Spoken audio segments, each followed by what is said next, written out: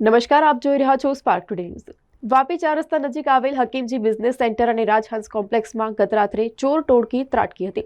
દુકાનના શટર ઊંચા કરી તમામ દુકાનોમાં પ્રવેશેલી તસ્કર ટોળકીએ દુકાનોના ગલ્લામાં રહેલ પરચુરણ રકમની ચોરી કરી હતી.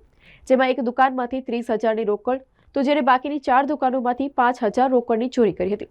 જોકે આ ઘટના બાદ એ પણ સામે આવ્યું કે આ તમામ દુકાનોમાં સીસીટીવી છે, પરંતુ એક પણ સીસીટીવી ચાલુ હાલતમાં નથી. તમામ બંધ હાલતમાં જોવા મળ્યા હતા. તો ચાર રસ્તા પર વાપી તરફના માર્ગ પર આવેલ રાજહંસ કોમ્પ્લેક્સમાં આવેલ 3 દુકાનોના શટર ઊંચા કરી તસ્કરોએ અંદાજિત 5,000ની રકમની ચોરી કરી હતી. ત્યારે સરકાર જે રીતે સીસીટીવી લગાવવાના આદેશ કરે છે, તેવી જ રીતે તેનું નિયમિત ચેકિંગ કરે, સમયાંતરે સીસીટીવીમાં રેકોર્ડ થતા ફૂટેજ મેળવે તો જ ફરજિયાત સીસીટીવીના નિયમોનું પાલન થશે. અને આવા ચોર ટોળકીનું ગતિવિધિ પર નજર રાખી તેને પકડી પાડવામાં ગુના ઉકેલવામાં મહત્વના સાબિત થશે.